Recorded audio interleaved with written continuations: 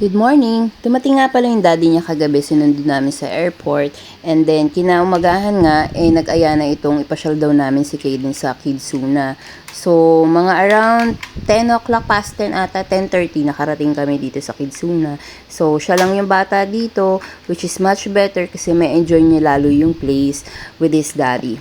So, dito nga sila unang naglaro sa mga inflatable na trampoline. Medyo kinabahan na nga ako sa umpisa pa lang. Parang alam ko na mangyayari sa susunod. Ito na. 1, 2, 3. Daan-daan naman kasi daddy. Mukhang mas excited pa siya maglaro sa bata. So ayun na nga, mas buti. Ganyan na lang talagang dapat mong gawin. Kargahin mo na lang. So hinayaan ko na nga maglaro yung mag-ama para naman makapag-banding sila. Masulit yung time habang nandito yung daddy niya for a vacation.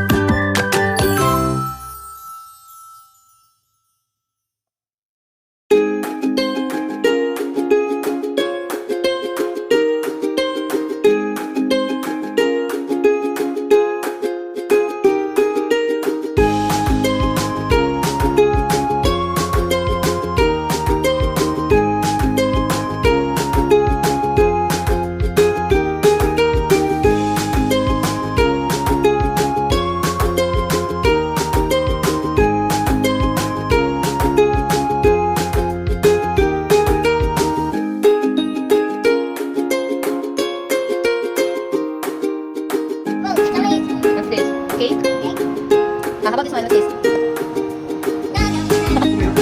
That one is apple. Apple. Very good.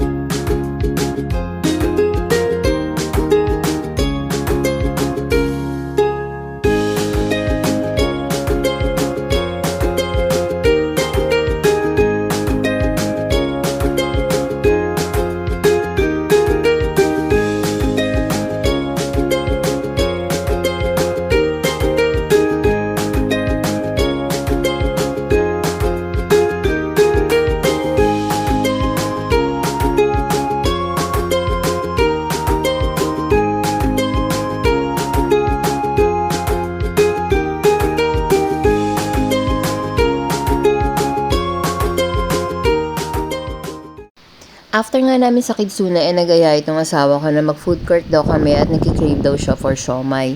So, ayan, umorder kami ng isa and actually, inalok naman niya ako pero feeling ko kasi busog pa ako from breakfast. So, isa lang yung in-order namin and isang gulaman. Pero wag ka, kumain pa rin ako ng isa. Nagmamadali na nga kami nito kasi kailangan pa namin ihatid si Kyle sa therapy niya. So, ayan, one bite na lang ang labanan ng asawa ko for siomai. So, yun lang muna guys. Thank you for watching. See you in my next mini vlog.